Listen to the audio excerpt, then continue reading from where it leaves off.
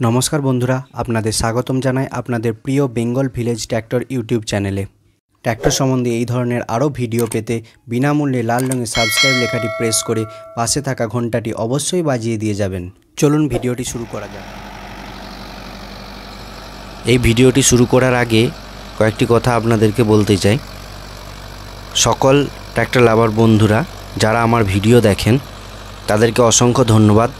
কারণ এর আগে যে আমি একটি ভিডিও দিয়েছিলাম ট্র্যাক্টর ব্যবসা লাভজনক এবং লোকসানজনক কোনটি, তো সেই ভিডিওটিতে আমি অনেক সাড়া পেয়েছি এবং অনেক কমেন্টও পেয়েছি। তার ভিত্তিতেই আমি আজকের যে নতুন ভিডিওটি হতে চলেছে সেটি প্রস্তুত করেছি। তো আজকের যে ভিডিওটি হতে চলেছে সেটি ট্র্যাক্টর ব্যবসা করা উচিত না উচিত নয়। তো আমার যেটি মনে হয়েছে সেটির ভিত্তিতে আপনাদেরকে এই ভিডিওটি উপস্থাপন করছি। যদি ভালো লাগে আগের ভিডিওটির মতো এই ভিডিওটিতেও লাইক, শেয়ার এবং কমেন্ট করবেন। চলুন ভিডিওটি শুরু করা যাক। তো প্রথমেই বলবো যে আগের ভিডিওতে বলেছি যে একটা ট্র্যাক্টর কিনতে গেলে তার ইনভেস্টমেন্ট কত। তো আপনারা অনেকেই জানেন যে বিভিন্ন রকমের ট্র্যাক্টরের বিভিন্ন রকম দাম, তো সেই ভিত্তিতে ইনভেস্টমেন্টটা আলাদা আলাদা হয়ে থাকে। 50 HP ক্যাটাগরিতে আপনি 10 লাখ, 11 লাখ এরকম দামের ট্র্যাক্টর পেয়ে যাবেন।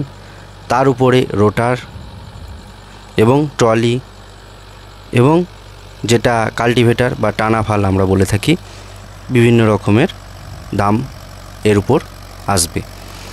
তো যদি একটা ট্র্যাক্টর আমি ধরি 10 লক্ষ টাকা, 50 HPর গাড়ি বিভিন্ন কোম্পানি 10 লক্ষ এবং 10.5 লক্ষ টাকার মধ্যে এসে যাবে।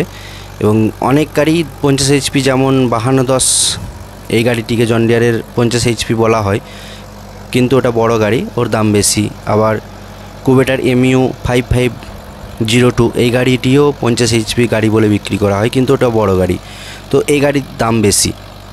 তো আমি একটা অ্যাপ্রক্স ধরে নিচ্ছি 10 থেকে 10.5 লক্ষ টাকা একটা ট্র্যাক্টরের দাম। তার সাথে একটা ট্রলি 1,50,000 থেকে 70,000 টাকা পড়বে। কারণ হচ্ছে ট্রলির নতুন টায়ার লাগালে দাম আলাদা, পুরাতন টায়ার লাগালে দাম আলাদা। এবং একটি টানা ফাল যেটি আপনি 15,000 থেকে 20,000-এর মধ্যে পেয়ে যাবেন, নতুন বিভিন্ন কোয়ালিটির হয়। এবং তার সাথে আপনি আরও কিছু যদি নিতে চান নিতে পারেন, সেরকম ধরনের, যেমন মাটি সমান করার যেগুলো মেশিন যন্ত্র হয় পেছনের দিকে টানা ফালের মতো মাটি টেনে সমান করা হয়, এরকম আরও সব বিভিন্ন রকমের জিনিস আছে, সেগুলো দিয়ে আপনি কাজ করতে পারবেন ট্র্যাক্টরে বিভিন্ন রকম। তো এরকম ইনভেস্টমেন্ট আপনারা হিসাব করে নেবেন, দাম বললাম। এরপরে আসছি যেটাতে, যে প্রথমেই আপনি ট্র্যাক্টর কিনতে গেলে ফার্স্ট যেটা আপনি লক্ষ্য করবেন সেটি হচ্ছে আপনার ইনভেস্টমেন্ট কতটা আপনি করতে পারবেন, আপনার ক্যাপিটাল কতটা আছে। আর দ্বিতীয়ত আপনার এলাকায় কাজ কতটা আছে। কারণ নিত্যদিন এলাকাতে গাড়ি বেড়েই চলেছে।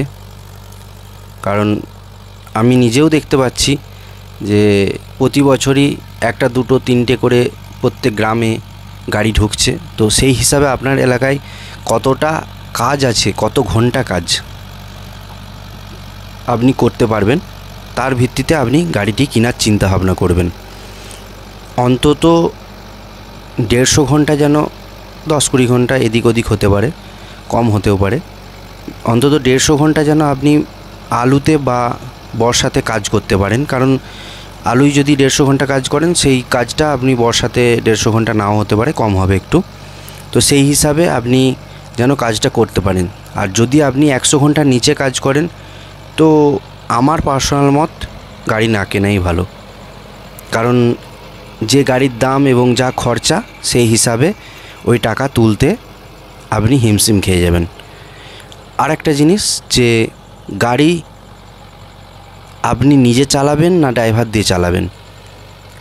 যদি নিজে চালাতে পারেন, আপনার নিজস্ব জমি জায়গা বা অন্য কিছু যদি কম থাকে, অন্য কিছু কাজ যদি আপনি না করেন, তাহলে আপনি রোজগার আরও বেশি করতে পারবেন গাড়ি থেকে।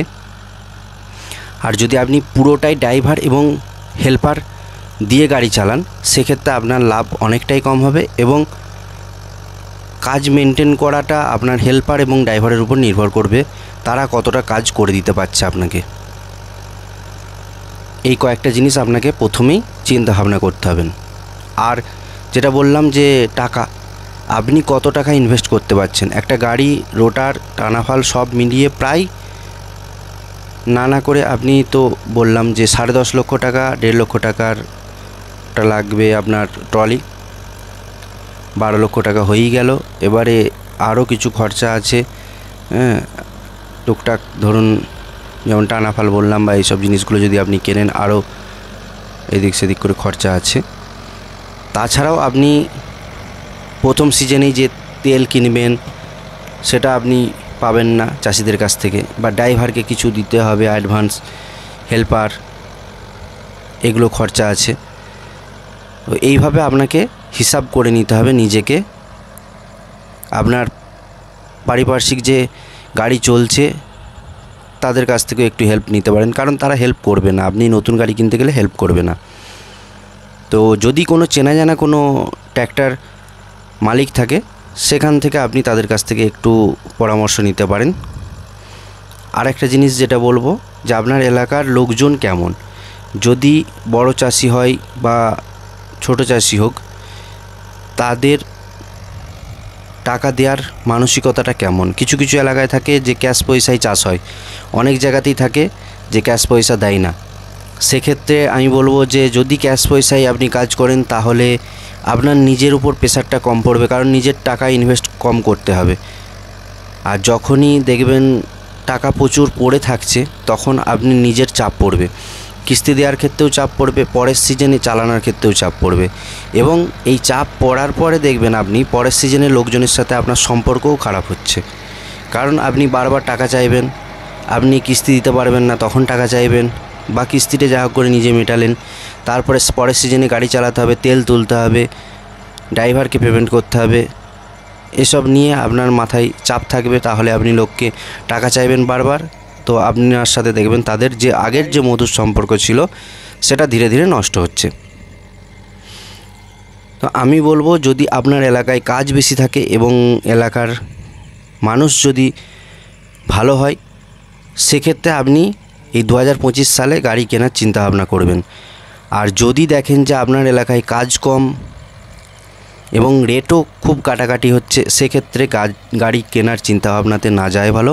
বা আপনার যদি নিজের যদি একটু বেশি জমি জায়গা থেকে থাকে, হ্যাঁ, 20 বিঘে 25 বিঘে বা 30 বিঘে কারুর জমি আছে এখনও, বা কারুর 10-15 বিঘেও যদি জমি থেকে থাকে এবং পাশাপাশি কাকু জেঠু এরকম যদি কারুর যদি সেরকম জমি থেকে থাকে 100 বিঘের মতো, তাহলে আপনি চিন্তাভাবনা করতে পারেন। কারণ ওই 100 বিঘের সাথে আপনি দেখবেন পাশাপাশি আরও কাজ করতে করতে কিছু কাজ পেয়ে যাবেন। এভাবে আপনি 150 ঘন্টা কাজ আরামসে করতে পারবেন। এবং গাড়ি কেনার পরে প্রত্যেকটা সিজনে সবসময় আপনাকে কাজ করে যেতে হবে। যেমন বলে দিচ্ছি, আলুর সিজনের সময় আলু চাষ দিলেন রোটার, তারপরে আলু ওঠার পরে টলিওতেও কিছু আলু বইতে হবে এবং তার সাথে টানাফাল ব্যবহার করতে হবে। এবং এখন যদি বোরো চাষ হয় তাহলে বোরোতেও আপনাকে কাজ করাতে হবে, সেরকম কাজ আপনাকে খুঁজে নিতে হবে। এবং তার সাথে আরও বলবো যে বর্ষার সময় আপনি বর্ষার কাজ করলেন এবং পাশাপাশি বোরোতে যেখানে আমাদের এইদিকে যেমন আলুর চাষ হয় বেশি, তো ওই সময় আলুর শেষের দিকের পর আগেটাই আলু ভাঙার পরে আমাদের এদিকে তিল দেয়া হয়। তো ওই সময় আপনি যদি পারেন তো অনেক জায়গাতেই দেখবেন বোরো ধান চাষ হয়, সেই জায়গায় মেশিনের সাথে ধান বইতে যেতে পারেন, তো সেখানে কিছু রোজগার হবে। এভাবে চারিদিক থেকে আপনাকে রোজগারের পথটা খুঁজে নিতে হবে, তবেই আপনি গাড়ি ব্যবসা চালাতে পারবেন। আর আমি অনেকের মুখে শুনেছি গাড়ি ব্যবসায় লস, কিন্তু আমি বলবো লস নয়, কিন্তু লাভ আছে, কিন্তু অনেক কিছু প্রবলেম আছে। সেই জিনিসগুলোকে আপনি যদি মেনটেন করতে পারেন, সমস্যা সব জিনিসেই আছে, সেগুলোকে যদি মেনটেন করে আপনি চালাতে পারেন এবং নিজে ঠান্ডা থেকে যদি সব কিছুভাবে মেনটেন করতে পারেন, টাকা আদায় এবং নিজে দাঁড়িয়ে থেকে সব কিছু যদি করাতে পারেন, তাহলে আপনি হেডেক নিতে পারেন। কারণ গাড়ি ব্যবসা প্রচুর চাপ আছে, দিন দিন চাপ এসে যাচ্ছে, কারণ গাড়ি বাড়ছে, কাজ কমছে। যদি আমার সাথে একমত হন তো কমেন্ট করে জানাবেন, আর নতুন কিছু সম্পর্কে জানতে চাইলে কমেন্ট করবেন। অনেক দিন বাদে ভিডিও দিলাম, ভিডিও কন্টিনিউ করতে পারছি না, নিজের চাপের জন্য। অনেক কিছু চাপ আছে, নিজের কাজ আছে, সেই জন্য করে উঠতে পারছি না।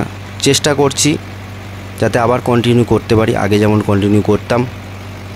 ভালো লাগলো, অনেক দিন পরে আমি দেখলাম যে একটা ভিডিওতে মানুষ সাড়া দিয়েছে, তো তাই ভাবলাম একটা নতুন ভিডিও করি।